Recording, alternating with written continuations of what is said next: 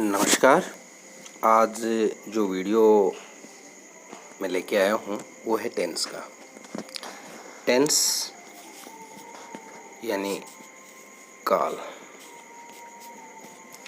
Tense 3 होते हैं: present tense, past tense, future tense. Present tense ये जो है इसकी हिंदी में पहचान होती है हैं, हो। पास्ट टेंस हिंदी में पहचान होती है था, थे, थी। फ्यूचर टेंस हिंदी में पहचान होती है गा, गे, गी। यानी प्रेजेंट टेंस जो वर्तमान में चल रहा है हाल ही में।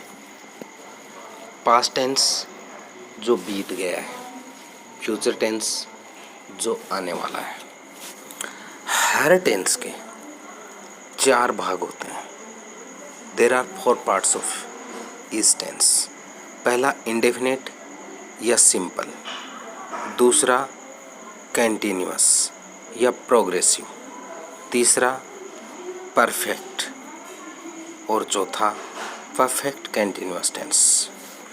यदि हम इन चीज़ों को शॉर्ट में समझें तो देखिए, इंडेफिनिट की जो पहचान है वो ता, ते, ती होती है। यदि हम इसको प्रेजेंट में जोड़ें तो ता है ती है हो गई, पास्ट में जोड़ें तो ता था ती थी हो गई, और फ्यूचर की गागेगी होती है। कंटिन्यूअस की पहचान जो होती है वो रहा, रही या हुआ, हुई। कंटिन्यूअस का मतलब ही लगातार होता है कोई काम। प्रेजेंट से जोड़ें तो रहा है, रही थी, रहे थे। पास्ट से रहा था, रहे थे, और फ्यूचर में रहा होगा, रही होगी। यदि परफेक्ट से जोड़ें तो चुका, चुकी, यानी काम समाप्त हो गया है, चुका है, चुका था और चुकी होगी, इस प्रकार से। और जो परफेक्ट और कंटिन्यूअस टेंस है किसी भी टेंस का, पहचान उसमें कंटिन्यूअस की होती है, रहा, रही। अंतर क्या है दोनों में? परफेक्ट कंटिन्यूअस में समय होता है और उसमें समय नहीं होता है। जैसे मैं पढ़ रहा हूँ, प्रेजेंट कंटिन्यूअस है, और मैं 2 घंटे से पढ़ रहा हूँ, प्रेजेंट परफेक्ट कंटिन्यूअस है।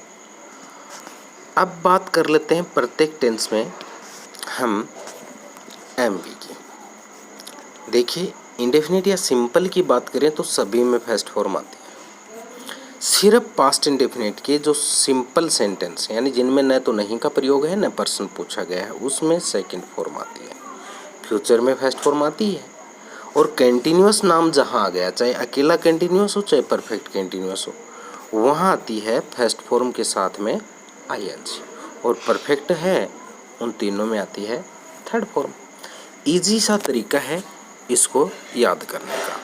इससे हम पहचान भी ईजी से याद कर सकते हैं और एमबीबी। फिर भी हम टेंस को विस्तार से पढ़ेंगे। सबसे पहले प्रेजेंट इंडेफिनिट या प्रेजेंट सिंपल टेंस।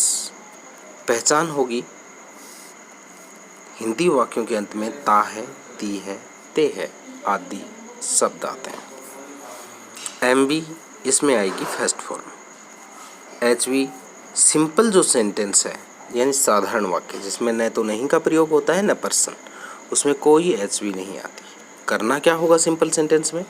अपना यदि सब्जेक्ट सिंगुलर है यानी ही, सी, इट और कोई भी एक वन नाउन है तो हम उसमें एमबी की जो फर्स्ट फॉर्म है उसके आगे एस और ई एस जोड़ देंगे। एस, ई एस, आई, ई एस जोड़ देंगे। और जो प्लूरल सब्जेक्ट है और बहुवचन है, आई और यू है, तो हम एम पी के आगे एस और एस नहीं जोड़ेंगे और एच वी आएगी नहीं। बाकी यदि हम इसमें एच वी की बात करें तो सिंगुलर सब्जेक्ट है उसमें डज आती है, और प्लूरल आई और यू या एक से अधिक कोई भी है तो उनमें डू आती है। अब हम बात करते हैं कि किन के हम एस जोड़ेंगे और किन के ई एस और किन के आई ई एस। एस जिस शब्द के अंत में एस है, डबल एस है, एस एच है, सी एच है, एक्स है, आई हो, एटसेट्रा, उनके हम ई एस जोड़ देंगे। कब? यदि सब्जेक्ट सिंगुलर है तो। IES यदि वर्ब के अंत में कॉन्सोनेंट प्लस वाई है, वोवल नहीं होने चाहिए, वोवल AEIOU होते हैं, तो हम इस वाई को हटा देंगे और IES जोड़ देंगे। जैसे स्टडी है तो वाई को हटाकर IES जोड़ देंगे, और इनकी दोनों के अलावा जो बच गए उसमें हम जोड़ देंगे क्या? S। मेन वर्ब की फर्स्ट फॉर्म के। कब? जब सब्जेक्ट सिंगुलर है अपना। अब हम सिंपल सेंटेंस बनाते हैं, यानी साधारण वाक्य। फॉर्मूला इजी सा है, पहले सब्जेक्ट लिख देंगे, MB की फर्स्ट फॉर्म, सब्जेक्ट एक वचन है तो S और ES जोड़ देंगे, बहुवचन है तो नहीं जोड़ेंगे, फिर ऑब्जेक्ट लिख देंगे, फिर अदर लिख देंगे। छोटा सा वाक्य है, निशांत अपना पाठ याद करता है, तो सब्जेक्ट निशांत है और याद करना है यानी लर्न्स, अपना पाठ हिज इंग्लिश।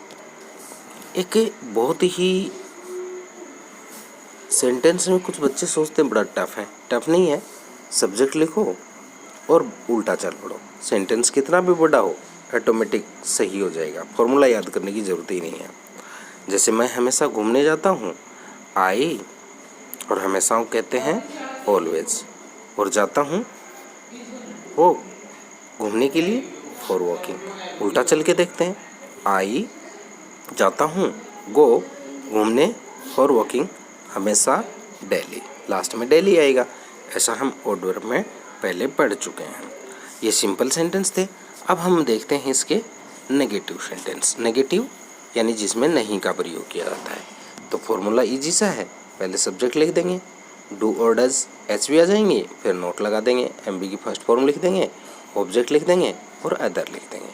जैसे कि तुम पत्थर नहीं लिखते हो तो you do not, subject you है, यू, और एच भी लिख देंगे, डू नहीं के कारण नोट, और लिखने को कहते हैं राइट, और पत्र को कहते हैं ए लेटर।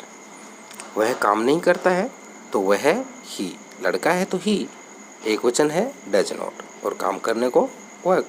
इसी प्रकार से इंट्रोगेटिव सेंटेंस, इंट्रोगेटिव होते हैं प्रश्नवाचक। ये प्रश्नवाचक हैं, ये दो प्रकार के होते हैं। एक होता है HV से शुरू, एक होता है W और H से शुरू, यानी वाट, वाई, हाउ, इनसे शुरू। यदि हिंदी की बात करें तो जिनमें कर्ता जो होता है सब्जेक्ट, उससे पहले क्या शब्द है तो वो HV से शुरू होगा, और प्रश्न पूछा गया है और कर्ता से पहले क्या नहीं है, बीच में हो सकता है कब, कहाँ, कैसे ये होते हैं, तो W या H वर्ड से शुरू होगा। तो अपना पहला वाक्य जो है वो है, क्या सोनू अपना काम स्वयं करती है। तो ये शुरू में क्या आ गया, तो HV लिखेंगे, सोनू सिंगुलर है तो डज आ गई, सब्जेक्ट सोनू। और यहाँ काम करना, देखिए काम करने को वक्त कहते हैं, लेकिन अपना जो है पजेसिव प्रोनाउन में पढ़ा था, कभी अकेला नहीं आता, तो इसके साथ अपना काम हो गया तो करने को कहेंगे डू, और अपना काम हर होमवर्क, हर वर्क, और स्वयं को कह देंगे हर सेल्फ। वे पैदल क्यों चलते हैं तो इसमें क्यों है यानी वाई, और वे है बहुवचन तो डू HV, और सब्जेक्ट दे, और पैदल चलने को कहते हैं वॉक ऑन फुट। ऋतु को खाना कौन परोसता है, ये हु जो वर्ड है इसको समझना बहुत ज़रूरी है। हु के अंदर क्या नहीं होता, सब्जेक्ट नहीं होता है, इसलिए इसके अंदर हमेशा ही उसी टेंस के सिंपल सेंटेंस का रूल लागू होता है। तो अपने सिंपल सेंटेंस में क्या होता है, HV तो आती नहीं है, सब्जेक्ट एक वचन है तो S और ES लगाते हैं। तो ऋतु को खाना कौन परोसता है, तो सब्जेक्ट तो इसमें होगा ही नहीं, क्योंकि कौन है, तो परोसता है यानी एक वचन है तो हु, और परोसने को सर्व्स, एक वचन है S लगा दिया, और ऑब्जेक्ट है ऋतु और फूड। इंट्रोगेटिव नेगेटिव यानी इसमें प्रश्न भी पूछा जाएगा और नहीं का प्रयोग भी है। सीधा सा फॉर्मूला है, सबसे पहले WH लिख देंगे, डू डज लिख देंगे, फिर सब्जेक्ट लिख देंगे, इसके बाद नोट लगा देंगे, और MB की फर्स्ट फॉर्म है और ऑब्जेक्ट है और अदर लिख देंगे। S और ES है वो सिंपल में ही लगते हैं, बाकी में नहीं लगते, क्योंकि डज के ऑलरेडी लगा हुआ है। तो क्या विजय रेनू को याद नहीं करता है, तो डज एक वचन है ना, विजय सब्जेक्ट, इसलिए डज, और इसके बाद में नेगेटिव नहीं भी है तो नॉट, यानी डज विजय नॉट, और याद करना, व्यक्ति को याद करना रिमेंबर, पाठ आदि को याद करना लर्न, और विजय हम उसे क्या नहीं पढ़ाते हैं, तो क्या यह आया है लेकिन बीच में आया है तो वाट, और सब्जेक्ट हम है यानी भी, तो HV आ गई डू, नहीं है तो नॉट, और पढ़ाने को टीच और हिम।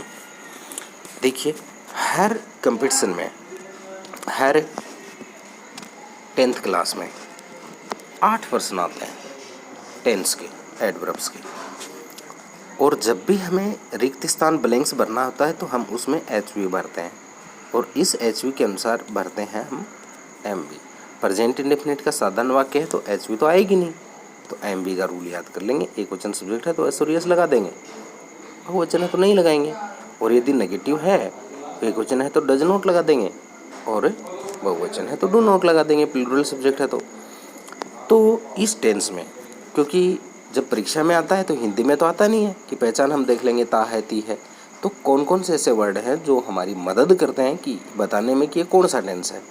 तो प्रेजेंट इंडेफिनिट जो टेंस होता है उसमें कुछ एडवर्ब्स जो होती हैं वो ये हैं, जैसे हमेशा, ऑलवेज, डेली हमेशा, एवर को भी हमेशा से ले लीजिए, कभी से ले लीजिए, नेवर कभी नहीं, समटाइम्स कभी कभी, परहैप्स शायद, और generally, usually, commonly, regularly, frequently, seldom, hardly, rarely, Bareli,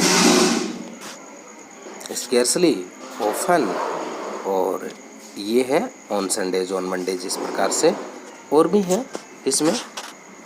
देखिए ईच और एवरी, इसके बाद में टाइम वर्ड होना चाहिए, ऐसा नहीं है कि एवरी बॉडी, एवरी, इस प्रकार से एवरी पर्सन, एवरी गर्ल, ऐसे नहीं, जैसे every Sunday, every Monday, every month, इस प्रकार से ईच डे। और स्टील है, इसके बाद में रिक्त स्थान होना चाहिए, दोनों तरफ रिक्त स्थान नहीं होना चाहिए वरना प्रेजेंट कंटिन्यूअस टेंस हो जाएगा। निश्चित कार्यक्रम, समय सारणी और गतिविधि, जैसे कि ट्रेन इतने बजे आती है, ये इस प्रकार से।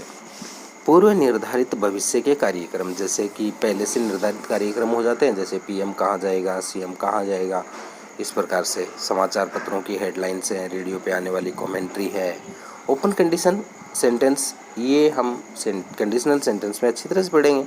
कहावतें हैं, कथन है, कोई कोटेशन है, यूनिवर्सल ट्रूथ सेंटेंस हैं, सदा सत्य वाक्य, नेचुरल सेंटेंस हैं, साइंटिफिक फैक्ट हैं, और अपनी हैबिट वाले वाक्य हैं। और एक्सक्लेमेटरी सेंटेंस जो हियर और देयर से शुरू है, एक्सक्लेमेटरी सेंटेंस जिनके अंत में विस्मय आदि बोधक चिन्ह आता है, ये चीज़ उसमें दी है तो प्रेजेंट इंडेफिनिट टेंस है। कुछ एग्जांपल मैं आपको इसके बता देता हूँ, जैसे दे ऑलवेज, और यहाँ ब्लैंक्स आता है तो ऑलवेज आ गया तो प्रेजेंट इंडेफिनिट टेंस है, और ब्रैकेट में हमेशा फर्स्ट फॉर्म आती है, तो दे है तो इसको गेट ही कर देंगे, इसके एस और यस नहीं लगाएंगे क्योंकि ये बहुवचन में है। रिंकू, हियर, फ्रिक्वेंटली आ गया इसमें, और कोष्टक में कम है, रिंकू एक वचन है तो यहाँ कम सा जाएगा, और यदि नोट कम होता तो डज नोट कम कर देते। और ये यूनिवर्सल ट्रूथ सेंटेंस है, the sun in the east, तो राइजेस हो जाएगा। इस प्रकार से ये प्रेजेंट इंडेफिनिट टेंस यानी पहला टेंस हमने पढ़ा है। उम्मीद है समझ में आया होगा। इस प्रकार के 10-15 वाक्य आप बना लीजिए। कोई चीज़ नहीं समझ में आई बिल्कुल आप पूछिए इस चैनल पे। धन्यवाद।